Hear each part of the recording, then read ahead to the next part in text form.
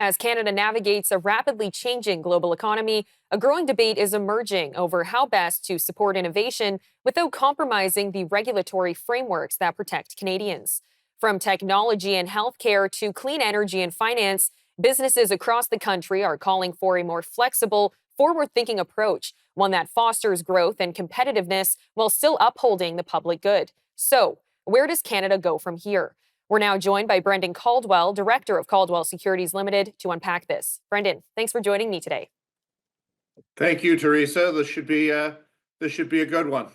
So, to start us off, how does Canada's current regulatory environment hinder or help entrepreneurial growth? And what immediate changes are needed to foster a more business friendly atmosphere? Well, I'm talking my position a bit, Theresa, which means that I'm in the business largely of public companies. And I do see the ability to create and build public companies as being a key solution.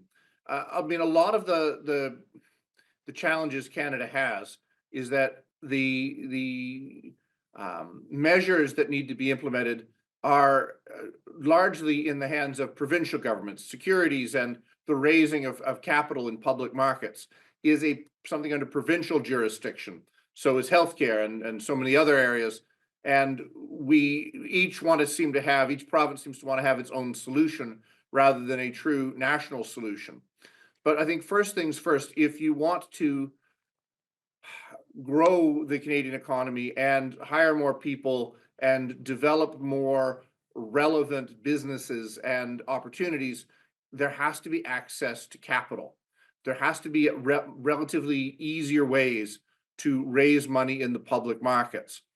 Ultimately, governments are not the most efficient way of delivering any service. 2 clips ago, I think you had the current leader of the New Democratic Party talking about how government is going to do this and government's going to do that, and they were going to keep corporations from ripping off consumers. I think that was a quote. As though businesses and real people are at war with each other or anathema to each other. In fact, businesses are made up of real people. They serve real people.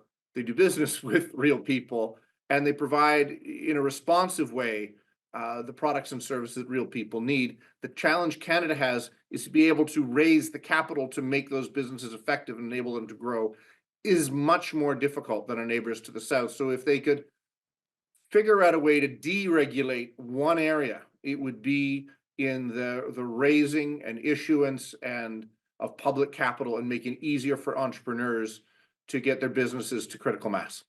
Now, Canadians pride themselves on our thriving social entrepreneurship. How can the Canadian government balance its social policies with the need to create an environment that attracts talent and encourages innovation in the private sector with these current shifting global relations? Canada prides itself in social entrepreneurship. Um, I think there are parts of Canada that pride itself in being socially minded. I think Canada in general prides itself in being, if we define ourselves against America as our raison d'etre in one way or one predominant way, it would be having more of a social safety net. And I don't think you'll find even the most conservative mainstream opinion leader saying no, we shouldn't help the poor, we shouldn't help the disadvantaged. But the question is whether government needs to be the answer to every single question, whether government is actually the best way of delivering it. Again, a clip you had on a moment or two ago was talking about how Jasmeet Singh would have a doctor for every Canadian by 2030, I believe he said. And at the same time, he said he's going to get rid of private healthcare in Canada. Well, given that 40, 50, 60 years of public healthcare have really stretched the ability of the public system to deliver a doctor for every human being, which if you're going to have a socialist system should be the minimum. Given that hasn't happened, I think there needs to be different thinking, and some of it probably is private healthcare, because that a blended system that allows for borrowing your phrase, social entrepreneurship, probably will end up with a better result because it gives a greater degree of flexibility, and probably a lot less waste. So I think allowing the private sector to be involved in the solution, it's government's job to see things that are done well. They're not necessarily the government's job to do everything, because it's generally challenging for governments because of all the way that it's run, the bureaucracy, the size, and the lack of incentives. It's generally difficult for governments to run very effectively. And do you think Canada can have long term self sustainability? Oh, heavens, yes.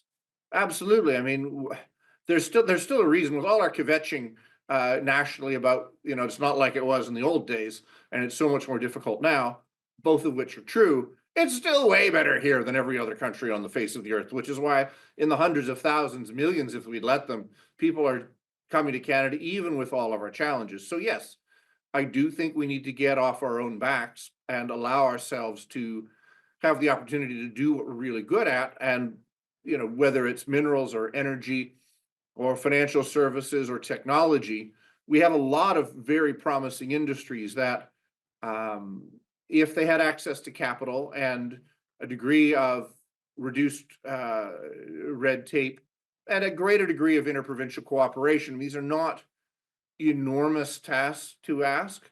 But if we could get off our own backs, I think we do have the capacity to go from strength to strength. And how can the average Canadian help enact change and support a pro business mindset and culture? Well, I think it does help to understand business. So I would say to everyone that it, well, I don't understand money, or this the money things. I know. I mean, I have a job because most people would rather have dental surgery than think about money. Um, most of us are half remembered arguments that our parents had about money. It's one of the great sources of social and marital stress. But I think it would behoove every Canadian to learn more about investing, to think about deploying their capital in public and private markets to the extent that they can. Because if we put capital to work, stock markets are the most democratic institution the world has ever come up with. They allow people to vote with their money. If you have a good idea as an entrepreneur and you have money as an investor, even if it's only $500 a month, you can invest in some of the best ideas your country has and help it to prosper, and you along with it. So I would think education and thinking about public and private markets as a way of investing in your and Canada's future. Brendan, thank you so much for the time today.